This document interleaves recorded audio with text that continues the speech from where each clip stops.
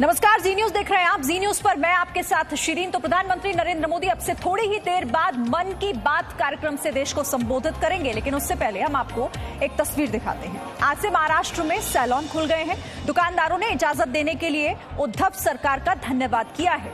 दुकानदारों ने भरोसा दिलाया है कि दुकान को ठीक से सैनिटाइज किया जा रहा है। हर 2 घंटे में सैनिटाइजेशन का काम होता है। कई दुकानों में पीपीटी किट पहनकर ग्राहकों के बाल काटे जा रहे हैं। तो लॉकडाउन के बाद से ही ये कंडीशन लगातार वहां पर, क्योंकि सैलून बंद कर दिए गए थे, एहतियातन जो कदम उठाए गए थे उस दायरे में सैलून भी आए थे। लेकिन अब 3 महीने के बाद वहां पर ये बहुत बड़ी राहत उन लोगों को मिली। अब सरकार का धन्यवाद भी और तमाम गाइडलाइंस को फॉलो करने की बात भी की जा रही है। आप देखिए तस्वीरें, लोगों के लिए भी राहत और इन दुकानदारों के लिए भी। इन सैलून के जो जगह जगह बंद हो गए थे, लेकिन आज से मुंबई में एक बार फिर वो खोल दिए गए हैं। वहां पर अब सैलून में लोग जा सकेंगे, लेकिन जो गाइडलाइंस हैं उन्हें आपको फॉलो करना होगा, एहतियात बरतना होगा। पीपीई किट पहनकर देखिए, पूरी सुरक्षा के साथ वहां पर बाल काटे जा रहे हैं। सैलून खोल दिए गए हैं लोगों के लिए। आगे बढ़ते हुए आपको बताएं कि प्रधानमंत्री नरेंद्र मोदी के मन की बात से पहले राहुल गांधी ने एक ट्वीट किया है।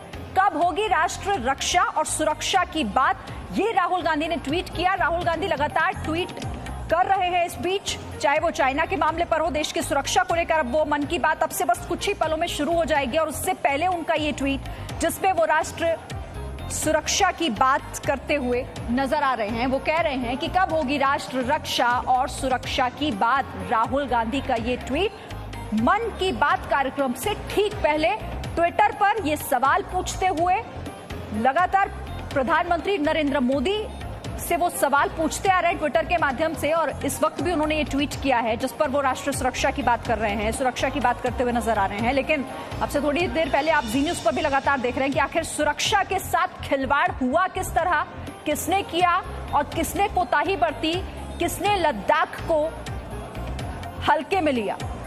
लेकिन मन की बात कार्यक्रम से ये ठीक पहले राहुल गांधी का एक मैसेज है, एक ट्वीट है जिसमें वो सुरक्षा की बात कर रहे हैं, राष्ट्र रक्षा की बात कर रहे हैं। अब से थोड़ी ही देर में प्रधानमंत्री नरेंद्र मोदी का ये कार्यक्रम जिसमें वो देशवासियों के साथ जुड़ते हैं, वो उनमें कई लोगों के साथ संवाद भी बनाते हैं, उनसे बातचीत भी करते हैं। बहुत सारे ऐसे मसलों पर वो अपनी राय और जनता की राय क्या कहती है उसका भी जिक्र करते हैं। और आज उम्मीद ये की जा रही है कि कोरोना को लेकर वो कोई एक बड़ा संदेश, कोई बड़ा मैसेज जनता तक पहुंचाएंगे, देश को मंत्र देंगे। मेरे प्यारे देशवासियों, नमस्कार। मन की बात ने वर्ष 2020 में अपना आधा सफर अब पूरा कर लिया है। इस दौरान हमने अनेक विषयों पर बात की।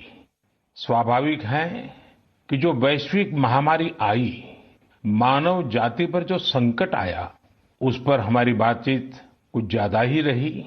लेकिन इन दिनों मैं देख रहा हूं लगातार लोगों में एक विषय पर चर्चा हो रही है कि आखिर ये साल कब बीतेगा। कोई किसी को फोन भी कर रहा है तो बातचीत इसी विषय से शुरू हो रही है, ये साल जल्दी क्यों नहीं बीत रहा। कोई लिख रहा है, दोस्तों से बात कर रहा है, कह रहा है कि ये साल अच्छा नहीं है। कोई कह रहा है 2020 शुभ नहीं है। बस लोग यही चाहते हैं कि किसी भी तरह से ये साल जल्द से जल्द बीत जाए।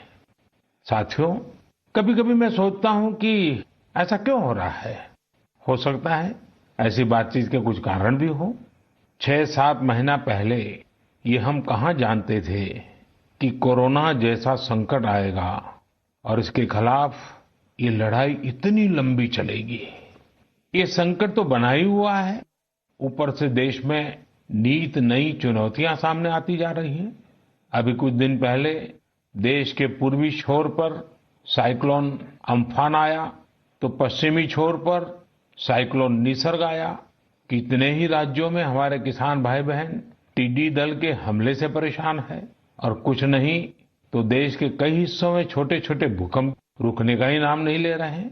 और इन सबके बीच हमारे कुछ पड़ोसियों द्वारा जो हो रहा है, देश उन चुनौतियों से भी निपट रहा है।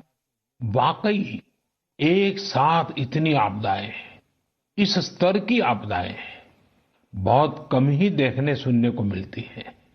हालात तो ये हो गई हैं कि कोई छोटी छोटी घटना भी हो रही है तो लोग उन्हें भी इन चुनौतियों के साथ जोड़ करके देख रहे हैं।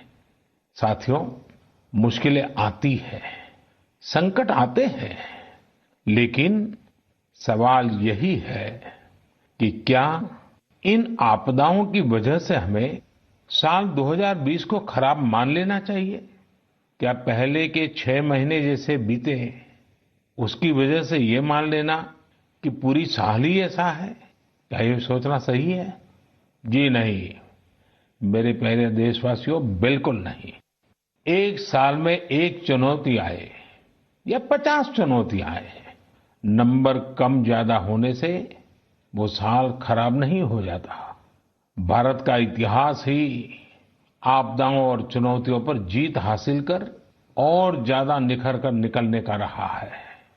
सैकड़ों वर्षों तक अलग अलग आक्रांताओं ने भारत पर हमला किया, उसे संकटों में डाला। लोगों को लगता था कि भारत की संरचना ही नष्ट हो जाएगी, भारत की संस्कृति ही समाप्त हो जाएगी। लेकिन इन संकटों से भारत और भी भव्य होकर सामने आया। साथियों, हमारे यहां कहा जाता है, सृजन शाश्वत है, सृजन निरंतर है। मुझे गीत की कुछ पंक्तियां याद आ रही हैं। यह कल कल छल छल बहती, क्या कहती गंगा धारा। यह कल कल छल छल बहती, क्या कहती गंगा धारा। युग युग से बहता आता, यह पुण्य प्रवाह हमारा। उसी गीत में आगे आता है, क्या उसको रोक सकेंगे? मिटने वाले मिट जाएं। कंकड़ पत्थर की हस्ती, कंकड़ पत्थर की हस्ती, क्या बाधा बनकर आए? भारत में भी जहां एक तरफ बड़े बड़े संकट आते गए, वहीं सभी बाधाओं को दूर करते हुए अनेकों अनेक सृजन भी हुए। नए साहित्य रचे गए, नए अनुसंधान हुए, नए सिद्धांत गढ़े गए। यानी संकट के दौरान भी हर क्षेत्र में सृजन की प्रक्रिया जारी रही और हमारी संस्कृति पुष्पित पल्लवित होती रही। देश आगे बढ़ता ही रहा। भारत ने हमेशा संकटों को सफलता की सीढ़ियों में परिवर्तित किया है। इसी भावना के साथ हमें आज भी इन सारे संकटों के बीच आगे बढ़ते ही रहना है। आप भी इसी विचार से आगे बढ़ेंगे, 130 करोड़ देशवासी आगे बढ़ेंगे, तो यही साल देश के लिए नए कीर्तिमान बनाने वाला साल साबित होगा। इसी साल में देश नए लक्ष्य प्राप्त करेगा, नई उड़ान भरेगा, नई ऊंचाइयों को छुएगा। मुझे पूरा विश्वास 130 करोड़ देशवासियों की शक्ति पर है, आप सब पर है, इस देश की महान परंपरा पर है। मेरे प्यारे देशवासियों, संकट चाहे जितना भी बड़ा हो, भारत के संस्कार निस्वार्थ भाव से सेवा की प्रेरणा देते हैं। भारत ने जिस तरह मुश्किल समय में दुनिया की मदद की, उसने आज शांति और विकास में भारत की भूमिका को और मजबूत किया है। दुनिया ने इस दौरान भारत की विश्व बंधुत्व की भावना को भी महसूस किया है और इसके साथ ही दुनिया ने अपनी संप्रभुता और सीमाओं की रक्षा करने के लिए भारत की ताकत और भारत के कमिटमेंट को भी देखा है। लद्दाख में भारत की भूमि पर आंख उठाकर देखने वालों को करारा जवाब मिला है। भारत मित्रता निभाना जानता है तो आंख में आंख डालकर देखना और उचित जवाब देना भी जानता है। हमारे वीर सैनिकों ने दिखा दिया है कि वो कभी भी मां भारती के गौरव पर आंच नहीं आने देंगे। साथियों, लद्दाख में हमारे जो वीर जवान शहीद हुए हैं, उनके शौर्य को पूरा देश नमन कर रहा है, श्रद्धांजलि दे रहा है। पूरा देश उनका कृतज्ञ है, उनके सामने नतमस्तक है। इन साथियों के परिवारों की तरह ही हर भारतीय इन्हें खोने का दर्द भी अनुभव कर रहा है। अपने वीर सपूतों के बलिदान पर उनके परिजनों में गर्व की जो भावना है, देश के लिए जो जज्बा है, यही तो देश की ताकत है। आपने देखा होगा, जिनके बेटे शहीद हुए, वो माता पिता अपने दूसरे बेटों को भी, घर के दूसरे बच्चों को भी सेना में भेजने की बात कर रहे हैं। बिहार के रहने वाले शहीद कुंदन कुमार के पिताजी के शब्द तो कानों में गूंज रहे हैं। वो कह रहे थे, अपने पोतों को भी देश की रक्षा के लिए सेना में भेजूंगा। यही हौसला हर शहीद के परिवार का है। वास्तव में इन परिजनों का त्याग पूजनीय है। भारत माता की रक्षा के जिस संकल्प से हमारे जवानों ने बलिदान दिया है, उसी संकल्प को हमें भी जीवन का ध्येय बनाना है, हर देशवासी को बनाना है। हमारा हर प्रयास इसी दिशा में होना चाहिए, जिससे सीमाओं की रक्षा के लिए देश की ताकत बढ़े, देश और अधिक सक्षम बने, देश आत्मनिर्भर बने। यही हमारे शहीदों को सच्ची श्रद्धांजलि भी होगी। मुझे असम से रजनी जी ने लिखा है कि उन्होंने पूर्वी लद्दाख में जो कुछ हुआ, वो देखने के बाद एक प्रण लिया है। प्रण ये कि वो लोकल ही खरीदेंगे, इतना ही नहीं, लोकल के लिए वोकल भी होगी। ऐसे संदेश मुझे देश के हर कोने से आ रहे हैं। बहुत से लोग मुझे पत्र लिखकर बता रहे हैं कि वो इस और बढ़ चले हैं। इसी तरह तमिलनाडु के मदुरई से मोहन रामामूर्ति जी ने लिखा है कि वो भारत को डिफेंस के क्षेत्र में आत्मनिर्भर बनते हुए देखना चाहते हैं। साथियों, आजादी के पहले हमारा देश डिफेंस सेक्टर में दुनिया के कई देशों से आगे था। हमारे यहाँ अनेकों ऑर्डिनेंस फैक्ट्रियां होती थी। उस समय कई देश जो हमसे बहुत पीछे थे, वो आज हमसे आगे हैं। आजादी के बाद डिफेंस सेक्टर में हमें जो प्रयास करने चाहिए थे, हमें अपने पुराने अनुभवों का जो लाभ उठाना चाहिए था, हम उसका लाभ नहीं उठा पाए। लेकिन आज डिफेंस सेक्टर में, टेक्नोलॉजी के क्षेत्र में भारत आगे बढ़ने का निरंतर प्रयास कर रहा है। भारत आत्मनिर्भरता की तरफ कदम बढ़ा रहा है।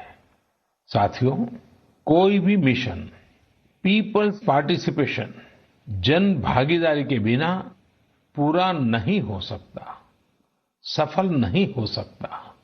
इसलिए आत्मनिर्भर भारत की दिशा में एक नागरिक के तौर पर हम सबका संकल्प, समर्पण और सहयोग बहुत जरूरी है, अनिवार्य है। आप लोकल खरीदेंगे, लोकल के लिए वोकल होंगे, तो समझिए आप देश को मजबूत करने में अपनी भूमिका निभा रहे हैं। ये भी एक तरह से देश की सेवा ही है। आप किसी भी प्रोफेशन में हो, हर एक जगह देश सेवा का बहुत स्कोप होता ही है।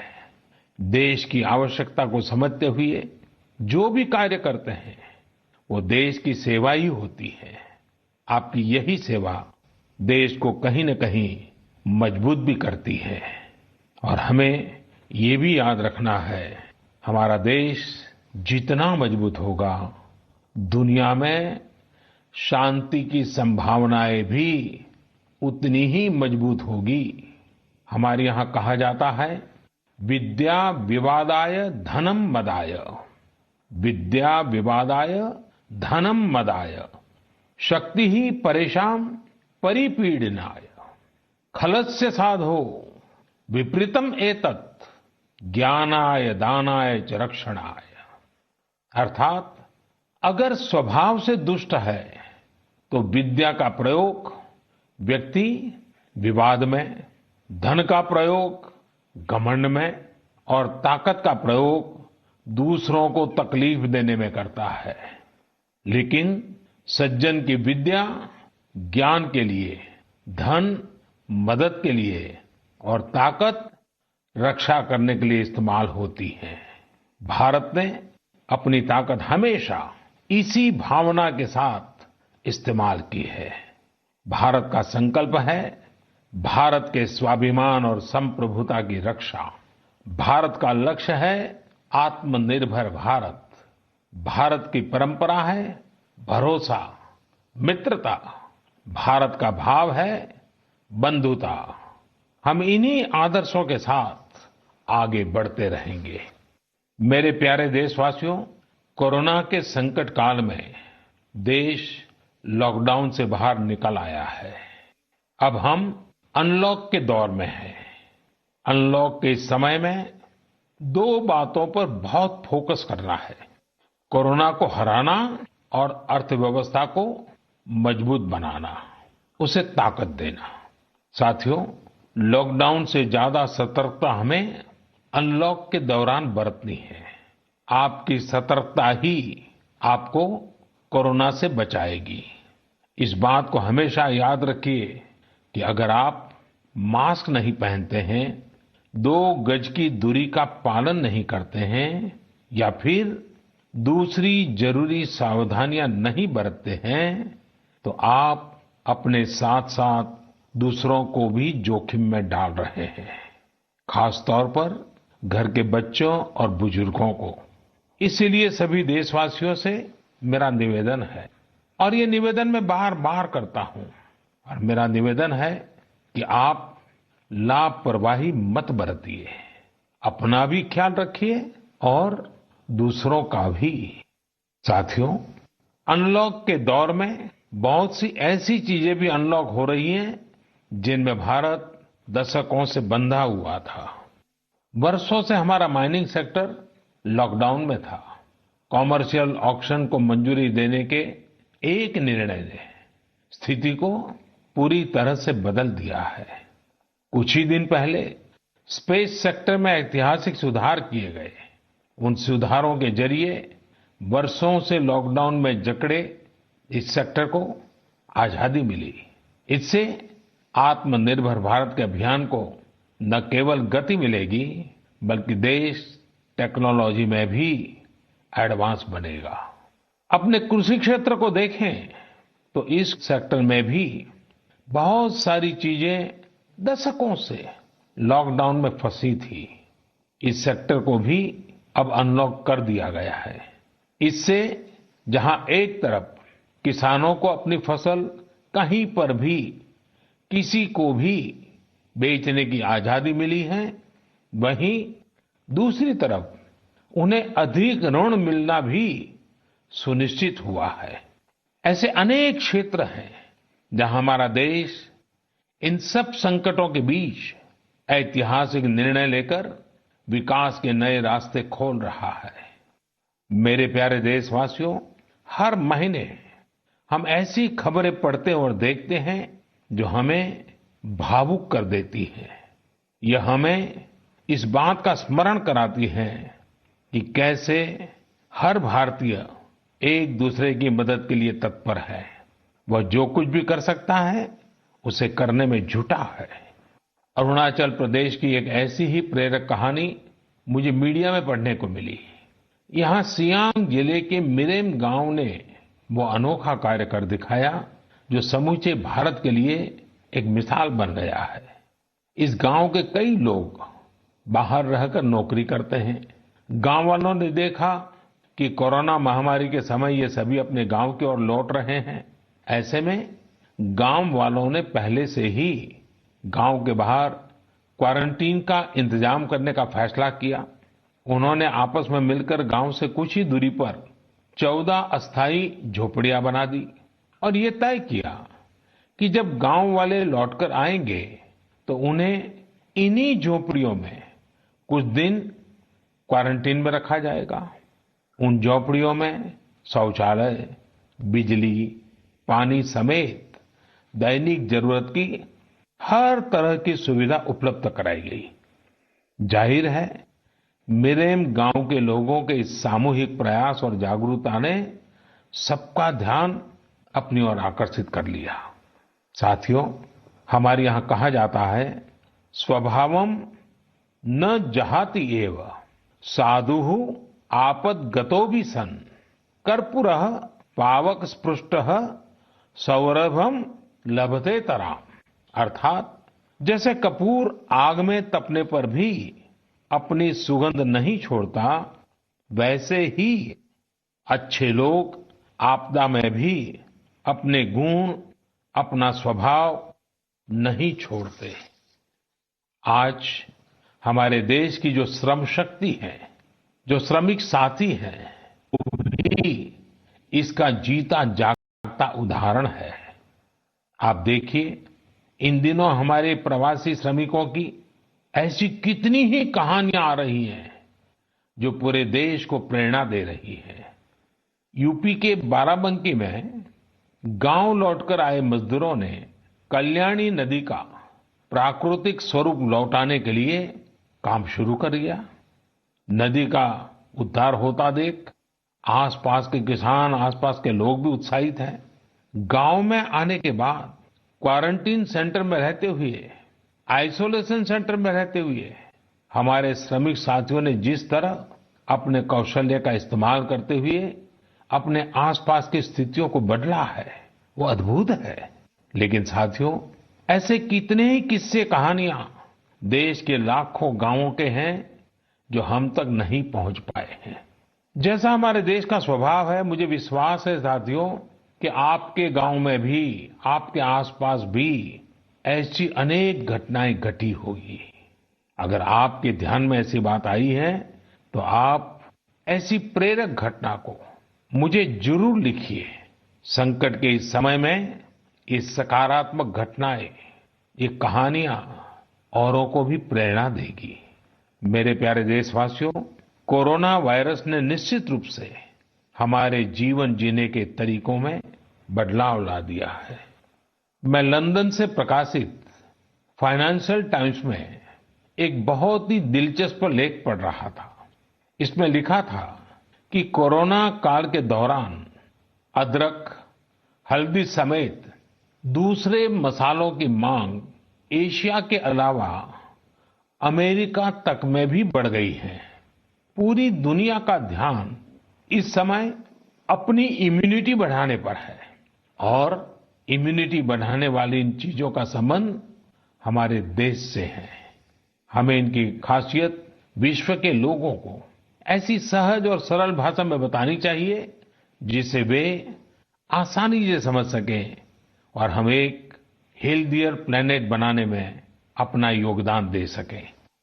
मेरे प्यारे देशवासियों, कोरोना जैसा संकट नहीं आया होता तो शायद जीवन क्या है, जीवन क्यों है, जीवन कैसा है, हमें शायद ये याद ही नहीं आता।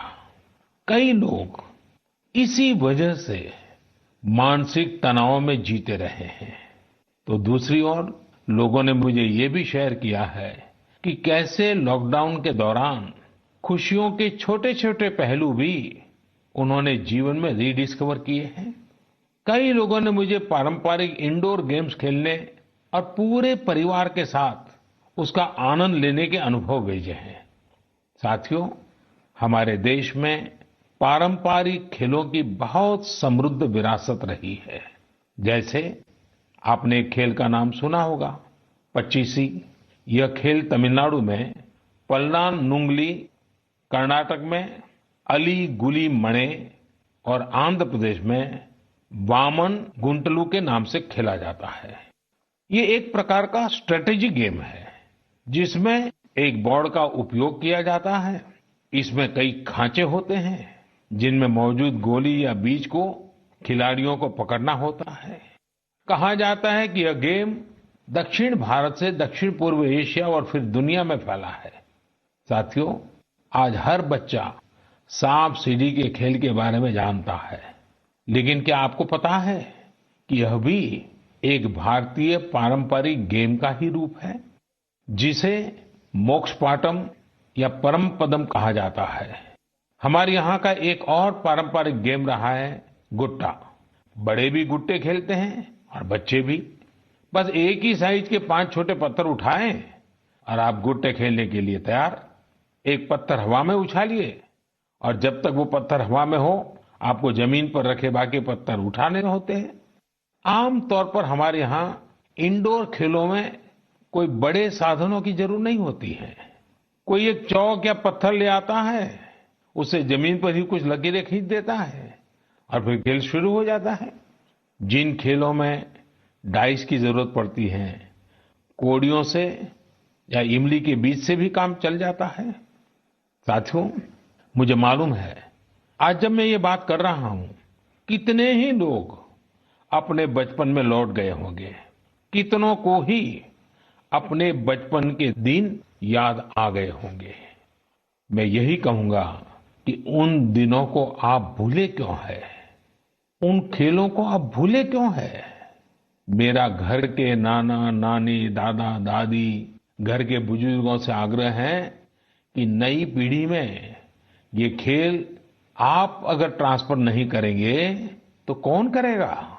जब ऑनलाइन पढ़ाई की बात आ रही है तो बैलेंस बनाने के लिए, ऑनलाइन खेल से मुक्ति पाने के लिए भी हमें ऐसे करना ही होगा।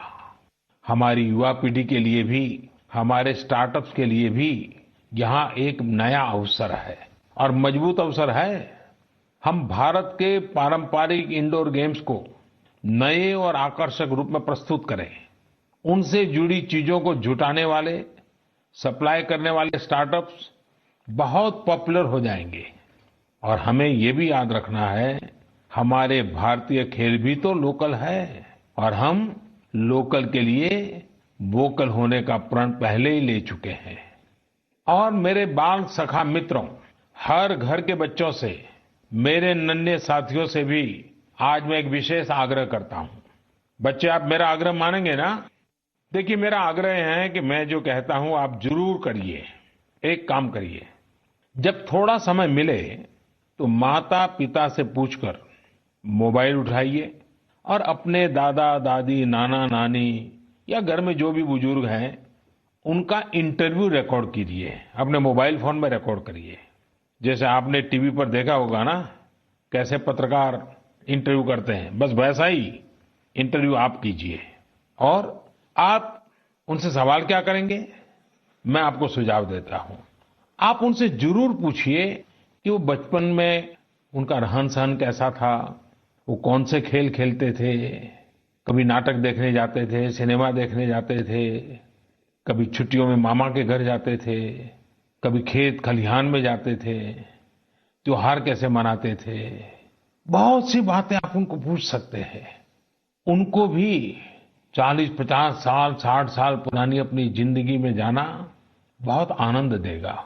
और आपके लिए 40-50 साल पहले का हिंदुस्तान कैसा था, आप जहां रहते हैं वो इलाका कैसा था, वहां परिसर कैसा था, लोगों के तौर तरीके क्या थे, सब चीजें बहुत आसानी से आपको सीखने को मिलेगी, जानने को मिलेगी। और आप देखिए, आपको बहुत मजा आएगा। और परिवार के लिए एक बहुत ही अमूल्य खजाना, एक अच्छा वीडियो एल्बम भी बन जाएगा। साथियों, ये सत्य है कि आत्मकथा या जीवनी, ऑटोबायोग्राफी या बायोग्राफी, इतिहास की सच्चाई के निकट जाने के लिए बहुत ही उपयोगी माध्यम होती है। आप भी अपने बड़े बुजुर्गों से बातें करेंगे तो उनके समय की बातों को, उनके बचपन, उनके युवा काल की बातों को और आसानी से समझ पाएंगे। ये बेहतरीन मौका है कि बुजुर्ग भी अपने बचपन के बारे में, उस दौर के बारे में अपने घर के बच्चों को बताएं। साथियों, देश के एक बड़े हिस्से में अब मानसून पहुंच चुका है।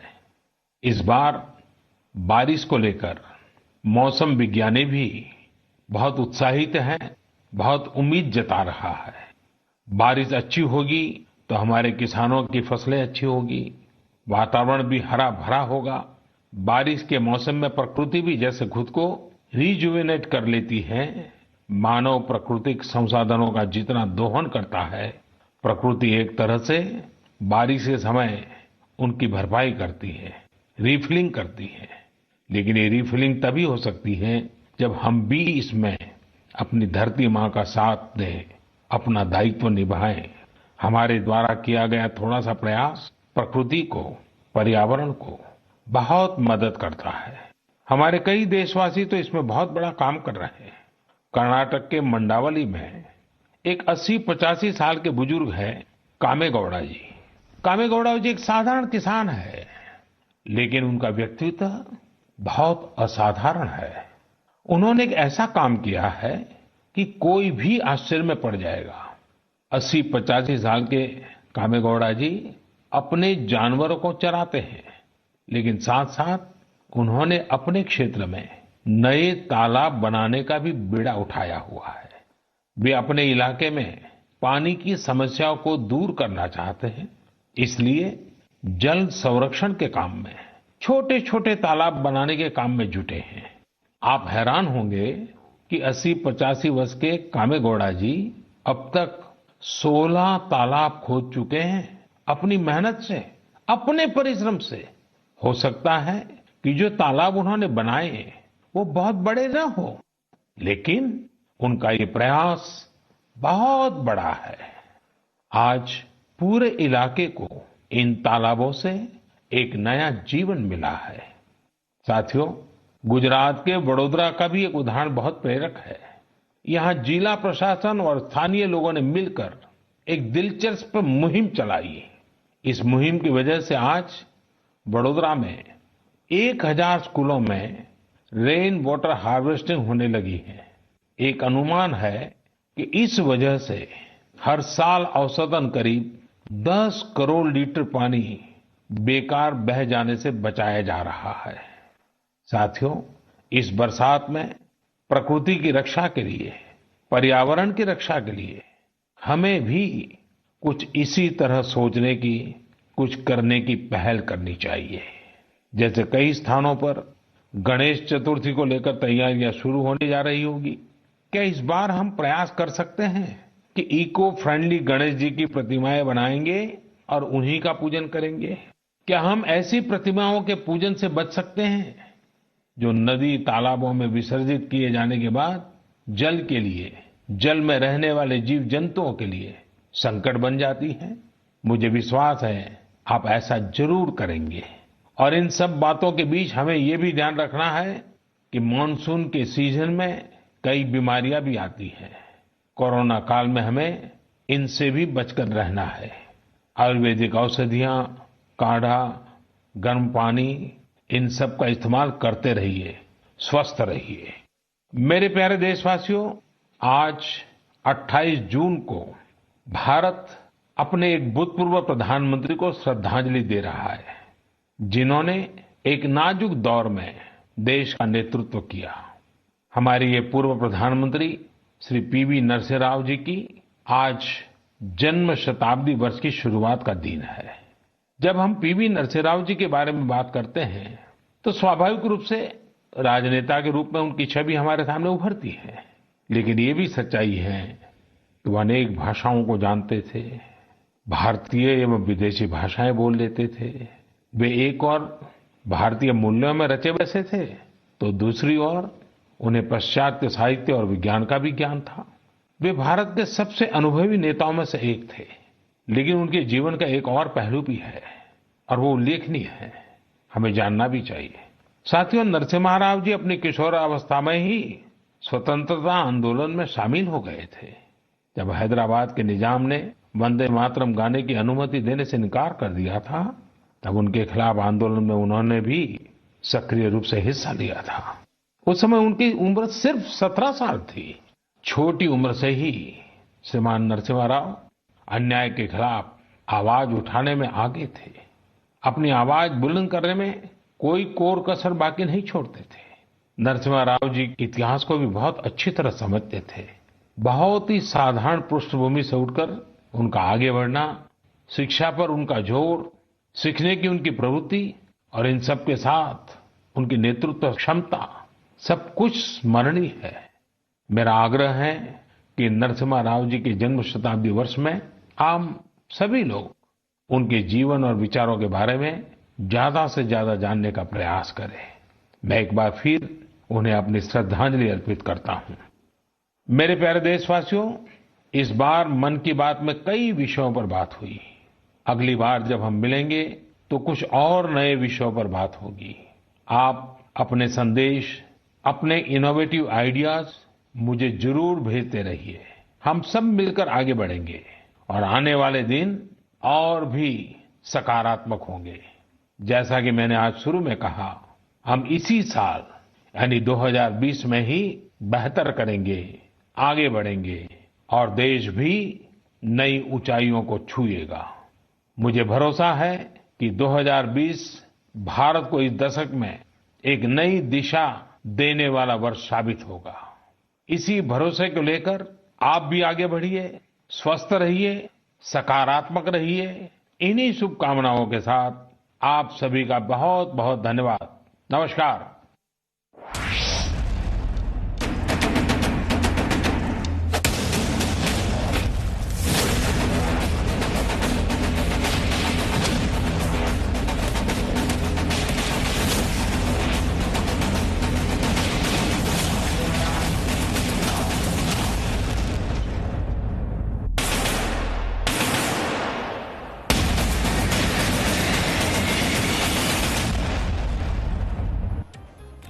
तो प्रधानमंत्री नरेंद्र मोदी मन की बात कार्यक्रम के जरिए उन्होंने बहुत महत्वपूर्ण बातों का जिक्र किया, लेकिन सबसे ज्यादा गौर करने वाली बात जिसमें रही उनमें से एक बात ये थी कि आत्मनिर्भर भारत का जिक्र प्रधानमंत्री नरेंद्र मोदी ने फिर से किया। उन्होंने कहा कि 2020 बहुत सारी चुनौतियों को समेटे हुए, लेकिन इन तमाम चुनौतियों को पार करना होगा। ऐसे में बाधाएं जरूर आएंगी, लेकिन कैसे उन सभी को पार करते हुए आगे बढ़ना है, ये संदेश प्रधानमंत्री नरेंद्र मोदी का। क्या कुछ उन्होंने कहा, इससे जुड़ा हुआ और सुनाते हैं।